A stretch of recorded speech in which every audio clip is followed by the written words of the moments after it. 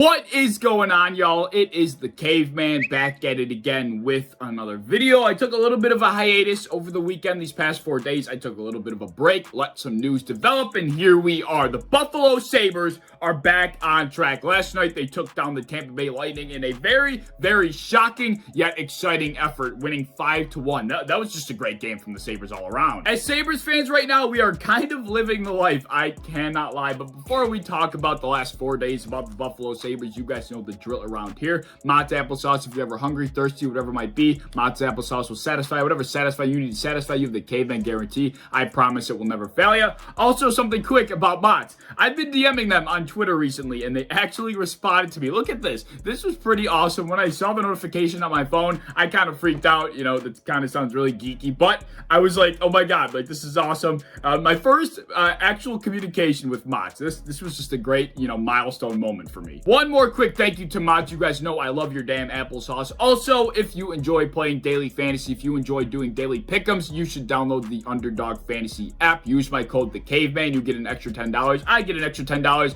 Everybody wins. If you use the code, please let me know down in the comment section. I'll be sure to shout you out. The link to download the app will be down in my description. Let's talk about the Sabres, baby. What could we have to complain about right now as Sabres fans? We're rooting for a team that we have zero expectations for, and they're playing out of their mind. It just does not get much better than this unless you're a cup contender going into game 7. It really does not get much better. I mean, this is a great time to be a Sabres fan. Hopefully we can hang on to this because we haven't had joy like this in about 10 or 11 years now. Look at this relic. After 6 games by the Buffalo Sabres, we stand at 4-1-1/6 in the NHL. Who would have ever thought that the Buffalo Sabres would be where they are right now? This is it's been a remarkable season thus far. Let's quickly recap the games that we have played over the last 4 days. Starting with Friday night, we hosted the Boston Bruins, and we did kind of get tossed around a little bit. Unfortunately, that game was on ESPN+.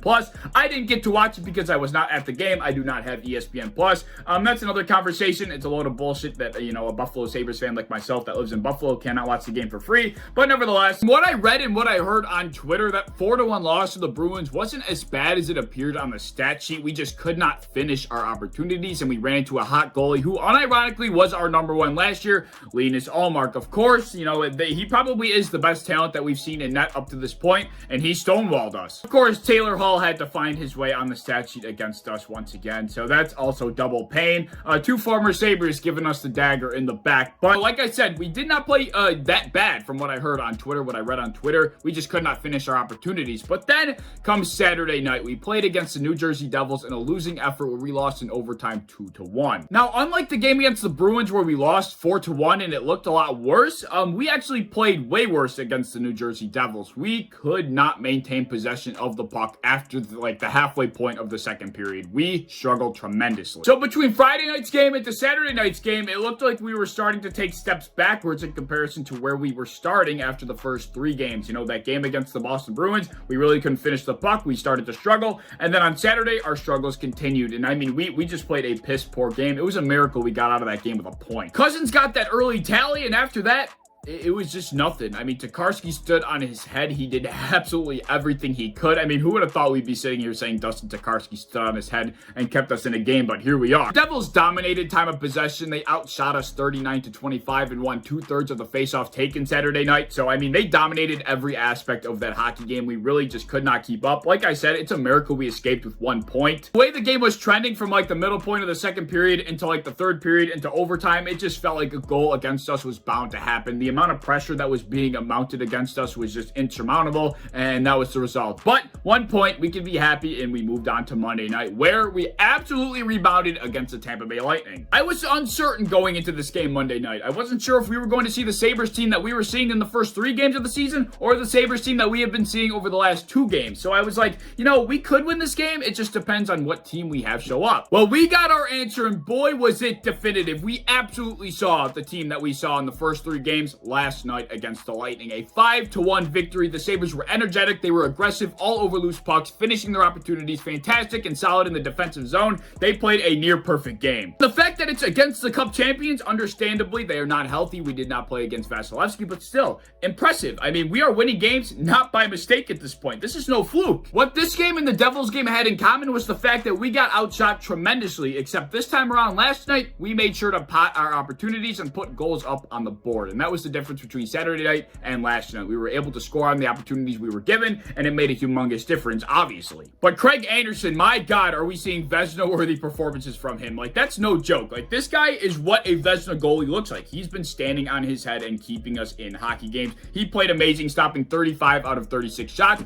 Not to mention, our defensive zone was super solid. We blocked 18 shots. We blocked 18 shots. Not only did Craig Anderson stop 35, we blocked another 18. I mean, the defensive zone as a whole was just tremendously solid. Once we put 3 goals in the back of the net, John Cooper did what is the analytically correct thing by pulling his goalie with 5 minutes left in the game. We scored like immediately after he did that. We went up 4-1. He pulled them again. We went up 5-1. Just a great effort by the Buffalo Sabres. You cannot complain. It was a very reassuring victory for me as a Sabres fan because, you know, those first 3 games, we played great and all, but I just wasn't sold on the fact that we might actually have a chance this season. And you know, I wanted to see it again against a better team, and that's exactly what we did against the Tampa Bay Lightning. And after those 2 games against the Bruins and the Devils, I was a little uneasy, but then they proved it right back to me against the Lightning. It was just so reassuring, and it was amazing. A couple side comments I want to make. If you hadn't noticed the trend that I've been talking about, it's been the finishing ability of this hockey team. The biggest difference is whether or not we can finish our opportunities, because we're getting them game in and game out. We just aren't able to finish them in some games, and we are in others. Funny enough, I do think Linus Ullmark is the best goalie that we've come across up to this point in the season. He is a true #1 goalie in the NHL, and he also had a very solid roster that was healthy in front of him, unlike some of the other teams we've played against. And as we know, we didn't play horrible, but we just struggled to finish on our opportunities. And I feel like that might be something that comes and bites us in the ass in some other games down the road when we're playing more complete rosters, when we're not facing #2 goalies, when we're playing against a team that's more healthy. I do think that might come to bite us in the ass. Maybe I'll be wrong, but that's something that I think the Sabres are going to have to fix if they want to be more successful in the future. But that's not something I'm worried about just yet. I mean, if it's something I have to worry about, I'll worry about it. But right now, we have 4 wins under our belt. We barely lost to the Devils. We could have had a good chance to beat the Bruins.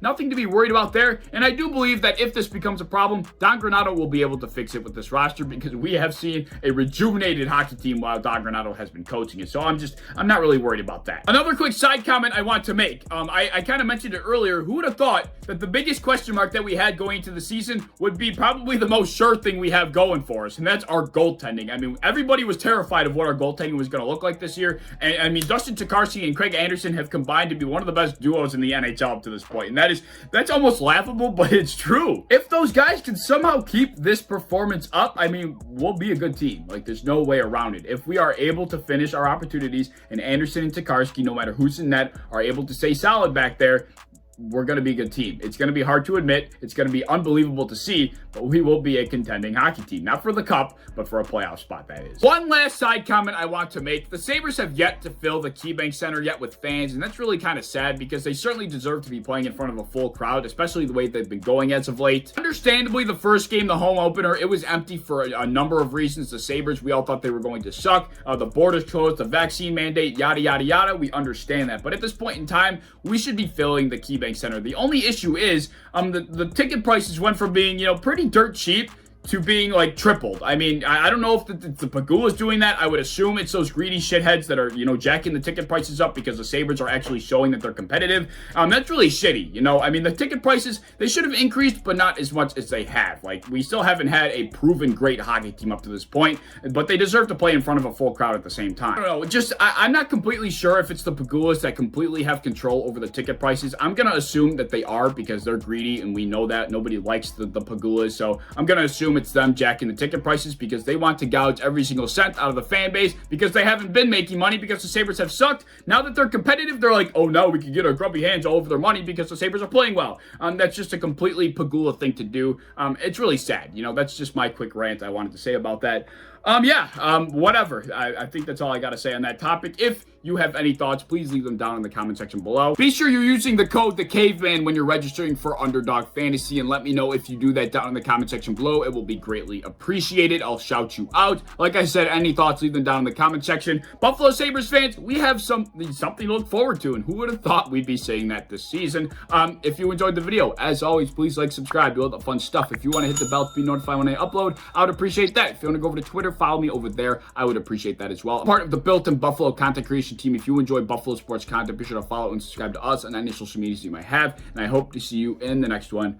Peace.